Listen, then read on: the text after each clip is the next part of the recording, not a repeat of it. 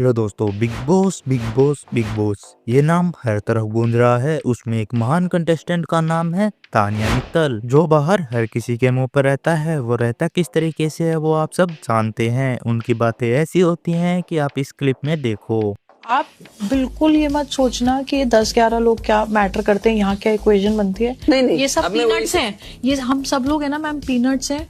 बाहर हो सकता है शाहरुख खान आपको देख के इंस्पायर हो रहे हो। अरे तानिया जी, तुम्हारी तरह इतना वेला नहीं है शाहरुख खान की बिग बॉस देखे। सलमान खान खुद नहीं देखता बिग बॉस को। ये मोहतरमा बोल रही है कि इन्हें देखकर शाहरुख खान इंस्पायर होता होगा। अरे तुम्हें पता भी है तुम बोल क्या रही हो? शाहरुख खान इंस्पायर होता होगा? अरे वो तुम जैसे लाखों लोगों को इंस्पायर करता है। तुम्हारी तरह वो लड़ाई करने के बहाने नहीं ढूंढता है। अगर तुम्हें तुम्हारी अमीरियत पर घमंड हो ना तो मिलना कभी शाहरुख खान से। अरे वो तुम जैसे लोगों को तो वो देखता भी नहीं है। आई बड़ी शाहरुख खान को इंस्पायर करने वाली। ऐसे तो मुझे देखकर भी कैरी मिनाटी इंस्पायर होता होगा। दोस्तों, वीडियो में आगे बढ़ने से पहले वीडियो को लाइक एंड चैनल को सब्सक्राइब कर दो।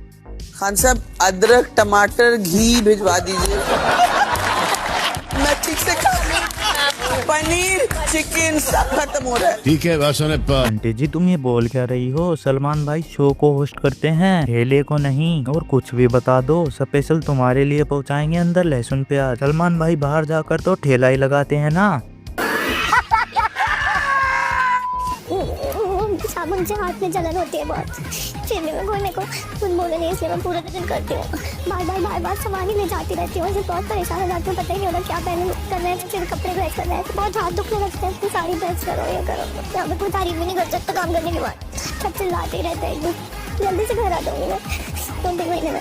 अरे भाई साहब, ये कितनी और एक्टिंग कर रही है भाई। इसकी एक्टिंग देखकर तो मुझे रोना आ गया। ये लास्ट में बोल क्या रही है? मैं जल्दी आऊंगी 2-3 महीने में। अरे थोड़ा और जल्दी कर लेना, 1-2 साल में आ जाना। वैसे भी तुम्हारे पास बहुत पैसा है, 1-2 साल के लिए अपने बॉडीगार्ड्स को भी यहीं बुला लो। कम से कम तुम्हें मेहनत तो नहीं करनी पड़ेगी बोलने की।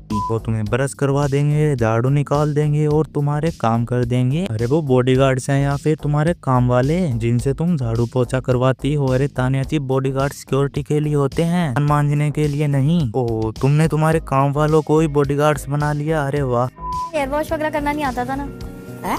हेयर वॉश खुद नहीं करती थी। जब चाहिए तब से किए नहीं है। अरे रुको, मैं तुम्हारे लिए 4 बॉडीगार्ड्स भेजता हूँ। कम से कम अपना सिर तो धुलवा लेना। जब तुम किसी के साथ लड़ाई करती हो तो तब लोग सोचते हैं कि तुम्हारे मुंह से बास आ रही है, असल में तो इसके सिर से बदबू आती है। इसके लिए 2-4 बॉडीगार्ड्स तो घुसाओ, वरना ये घायल कर देगी सब घर वालों को। फिर इसके बॉडीगार्ड्स उसको बचा लेंगे। फिर ये बोलेगी मैंने बिग बॉस में बहुत से लोगों की जान बचाई, खुद ही घायल करके बंदों को बचाती है। वाह आंटी जी वाह। कैसे खोलते हैं फ्रिज? भाई मुझे लगता है कि इनके घर में फ्रिज ही नहीं है। अगर फ्रिज होता इसे खोलना था, या फिर फ्रिज भी बॉडीगार्ड से ही खुलवाती हो।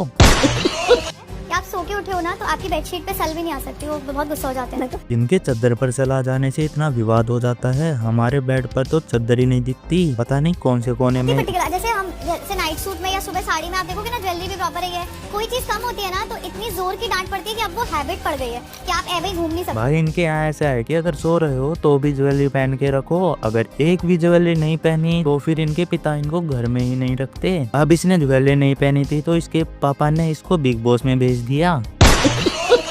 मैम पता है, मैं बहुत ही अत्याचारी टाइप का बॉस हूँ। मैं तौलिया भी प्रेस करा दी थी। अरे बहुत ही अत्याचारी फेंकू हो तुम, जहाँ देखो वहाँ ही फेंकती रहती हो। तुम्हारी साड़ी की फैक्ट्री की जगह फेंकने की फैक्ट्री तो नहीं है, जहाँ देखो वहीं फेंकने लग जाती हो। तुम्हें फेंकने का तो बहुत शौक है, कूड़ा फेंकने वाले में लग जाओ, वो तो तुम्हें ही फेंक देंगे, तुम भी तो कूड़ा ही हो।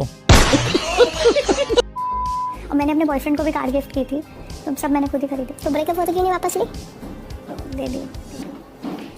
एक बॉयफ्रेंड को लैंड दी थी इंदौर में, वो भी नहीं ली। वो तो फ्रॉड ही निकला एक नंबर का, बॉयफ्रेंड भी नहीं था। तानिया, मुझे पता है कि तुम रईस हो, लेकिन इतने भी रईस नहीं हो कि तुम अपने बीएफ को कार देकर छोड़ दो। फेंको पर लिमिट में फेंको। मेरी एक जीएफ थी, उसको मैंने एक रेंज रोवर गिफ्ट में दी थी, पर वो मेरे साथ चीट कर रही थी। मैंने उसके साथ ब्रेकअप कर लिया और उसने कार के हाथ लगा दिया था, तो मैंने कार भी नहीं ली। एक दिल्ली में थी, उसके साथ तो 2-4 बातें हुई थी। मैंने उसको रोल्स रॉयस दे दी और वो रोल्स रॉयस में ही बैठकर भाग गई। लेकिन मैंने कभी किसी को बताया नहीं, पैसा तो बहुत था मेरे पास।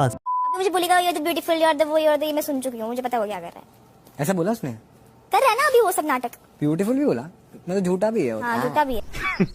Women अरे भाई इसको जोक भी समझ नहीं आया, क्या ही बंदी है ये। और हाँ भी भर रही है रोस्ट, ऐसा करो कि सामने वाले को समझ ही ना आए। जैसे इलेक्ट्रिसिटी का बिल आता होगा यहाँ पे बहुत। हाँ फुल हाँ, तो हमारा सोलर प्लांट है वहाँ, तो हम खुद गवर्नमेंट को देते हैं, तो हमारा बिजली का बिल आता है 600 रुपए। बेस्ट। मतलब अगर ना रेंट सब्जियों का होगा तो वो हमारे खुद के फार्म्स हैं, ठीक है। मतलब जिस चीज जो हमारे खेत में नहीं उग रही वो हमारे मामा जी क्या उग रही है। तो दूध का हमारे मामा, एक और मामा जी उनकी खुद की गौशाला है, तो वहाँ से दूध वाला भी नानी क्या से आता है दूध भी हमारे यहाँ, ठीक है। कपड़े की मेरी खुद की फैक्ट्री है, सब वही पहनते हैं, सब टेलर स्टिचिंग सब मेरे यहाँ ही होता है, सारी फैमिली का।